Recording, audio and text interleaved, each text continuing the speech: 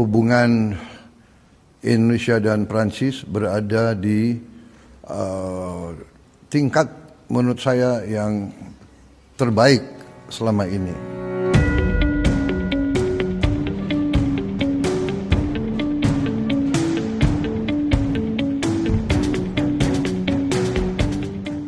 Itu adalah petikan pidato Presiden Prabowo Subianto kepada Presiden Prancis Emmanuel Macron saat keduanya bertemu di Istana Elysee Kamis 28 Mei 2026 sore waktu setempat. Dalam pertemuan itu, kedua kepala negara menegaskan komitmen memperkuat kerjasama di berbagai bidang, termasuk pendidikan dan pengembangan bahasa Prancis. Mengapa Prabowo menjadikan bahasa sebagai instrumen diplomasi? Lalu bagaimana rekam jejak hubungan diplomatik Indonesia-Prancis? Kita bahas.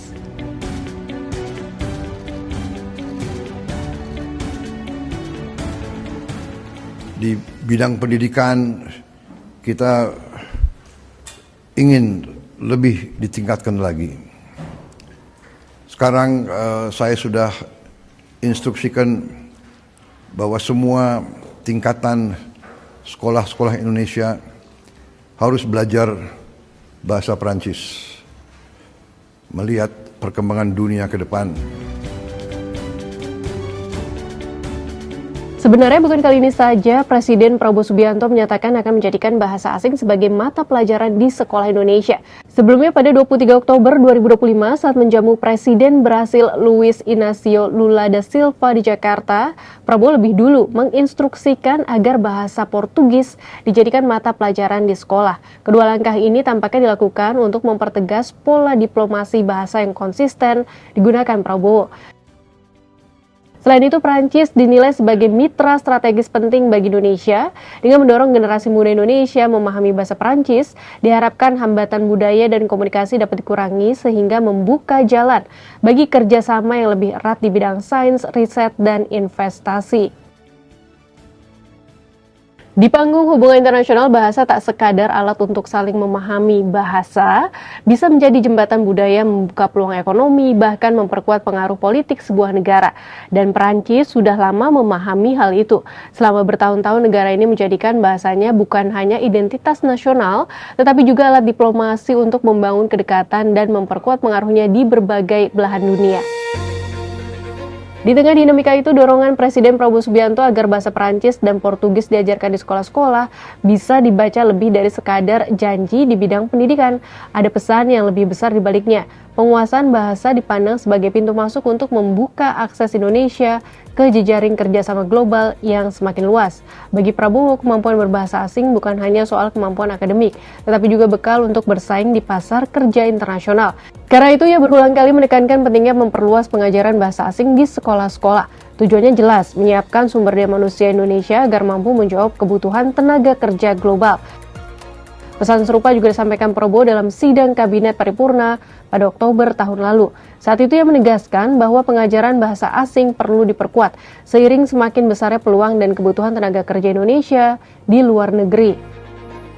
Kembali ke soal hubungan bilateral Indonesia-Prancis, bagaimana sebenarnya rekam jejak hubungan diplomatik kedua negara di era Prabowo? Lalu kemitraan strategis apa saja yang sudah berhasil dibangun? Sejak menjabat Presiden RI pada Oktober 2024, Presiden Prabowo Subianto cukup aktif menjalin diplomasi dengan Prancis. Sekitar 1,5 tahun kepemimpinannya, Prabowo tercatat 4 kali mengunjungi Prancis dan 1 kali menerima kunjungan Presiden Prancis Emmanuel Macron ke Indonesia. Kunjungan pertama dilakukan saat perayaan Bastille Day pada 14 Juli 2025 di Paris. Ketika Prabowo hadir sebagai tamu kehormatan dan menyaksikan parade militer bersama Macron. Hubungan kedua negara terus berlanjut melalui serangkaian pertemuan bilateral pada Januari dan April 2026 yang membahas penguatan kerjasama strategis di bidang energi, pendidikan, komunikasi digital, hingga investasi jangka panjang. Sementara itu, Macron juga berkunjung ke Indonesia pada Mei 2025 dan bertemu Prabowo di Jakarta serta mengunjungi Candi Borobudur di Magelang, Jawa Tengah. Dari serangkaian kunjungan tersebut, sejumlah kemitraan strategis Indonesia-Prancis mulai terrealisasi.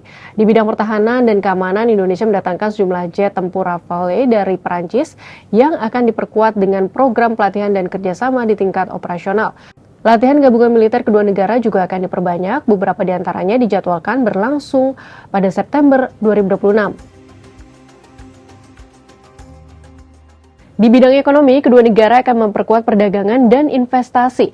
Karena itu, Presiden Macron berharap kerjasama AYUSIPA dapat segera diimplementasikan, khususnya terkait penyelesaian hambatan perdagangan dan investasi. Selain itu, Dewan Bisnis Tingkat Tinggi Perancis Indonesia disebut telah mulai bekerja dan diharapkan mampu mendorong kemajuan di bidang transisi energi, pertambangan, dan pertanian. Macron juga mengapresiasi langkah Indonesia membuka pasar untuk sapi perah dan sapi potong dari Perancis guna mendukung strategi kedaulatan pangan dan peningkatan kualitas gizi masyarakat. Ia pun menyambut keinginan korporasi dan badan pengelola investasi Danantara untuk berinvestasi lebih besar di Perancis. Macron juga menyatakan ingin memperluas kerjasama di sektor keuangan, kecerdasan buatan, digital, budaya, dan industri kreatif.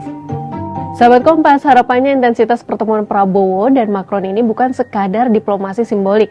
Publik tentu menanti hasil nyata dari hubungan kedua negara yang semakin dekat ini, mulai dari kerjasama ekonomi, peningkatan sumber daya manusia, hingga peluang yang benar-benar bisa dirasakan masyarakat. Sebab pada akhirnya hubungan antar negara tak cukup hanya terlihat hangat di panggung diplomasi. Yang paling penting adalah seberapa besar dampaknya bagi kehidupan warga.